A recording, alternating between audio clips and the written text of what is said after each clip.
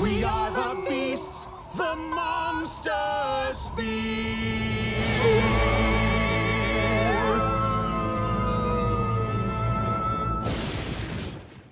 It's that time again as Hearthstone's newest expansion, and what seems to be game director Ben Brode's last.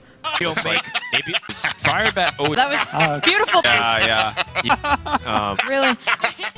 The Witchwood, which adds 135 new cards, it adds a new hero skin for the druid, and it adds a monster hunt mode, which is effectively the dungeon run mode. And it recently opened up to everyone because there was kind of a 2-week time between being able to play that mode, for some weird reason, I'm not sure why. So as I just heavily alluded to, Monster Hunt is basically a new version of Dungeon Run that Kobolds and Catacombs, the previous expansion, added to the game, which is essentially an almost roguelite, deck building, not at all Slay the Spire, PvE battles against many creatures to reach the final boss and win. But mostly lose, because it's Hearthstone. The issue I have with it is that it's basically the exact same loop as Dungeon Run, with like a few minor changes. The issues last time were also that while it's more content to the game, and a different way to play Hearthstone, it doesn't offer any real reason to play it. The one key differences are that, for one, it's themed around a Gilneas-inspired forest, which for those who don't know is a region from Warcraft, where they built a huge wall to keep out anyone else, but they eventually all became werewolves. And so the whole expansion is themed around the kind of spooky horror kind of themes. And so to fit that kind of Gilnean theme, Blizzard have created 5 new heroes to use specifically for this mode. So you've got heroes like Tess Greymane, who is the daughter of Gen Greymane, the king of Gilneas, and you've got Darius Crowley, who is another character from Warcraft. Each of these have unique cards as expected, and therefore have different strengths and weaknesses. Darius, for example, has a cannon on the field, and an ability tied to it so he can pretend he's playing Sea of Thieves. And Tess is basically a spell retrieving hunter. Join the pack.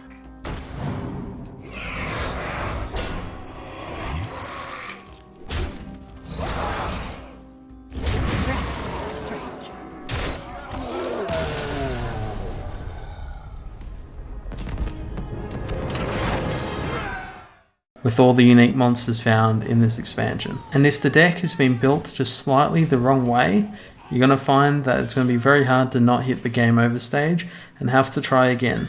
But that's basically the loop of the whole mode. Basically getting lucky with a mix of skill, which again, it's Hearthstone. The monsters range from a weird creature called the Jabberwock, to an Etten who throws his minions at you which deal the damage that the cards should do when they attack. Hearthstone really does nail these types of fights, and with so many cards and combinations, the changing bosses throughout the mode do keep it interesting. However, the rewards and the value for playing it is basically nothing, aside from, fun, which I guess I can say it is fun. It's as fun as Dungeon Run. So in the end, Hearthstone's The Witchwood adds a ton of cards and an alternate druid hero as well as the Monster Hunter mode which I've just been talking about. Which, to sum it up, is a decent update and definitely worth giving a go if you're invested in Hearthstone already. It's just more of the Dungeon Run mode, which was already fun for the most part. But if you aren't super invested and looking for a PvE card game that has some of the features found here, I'd suggest picking up Slay the Spire over this. Well, that's basically it for the video. Hope you enjoyed it and found it valuable for whatever reason. I'm not huge into Hearthstone, as you might have heard from this video, even though there's so much Warcraft in it and I love that series to death. But I can't deny that card mechanics and the quality of Hearthstone make it really good to play. I'm just not looking to play the meta, so the PvE content is enjoyable, even if it's a bit similar each time, and I don't see myself returning for the next renamed dungeon mode. See you on the next one. Adios. Ready to work.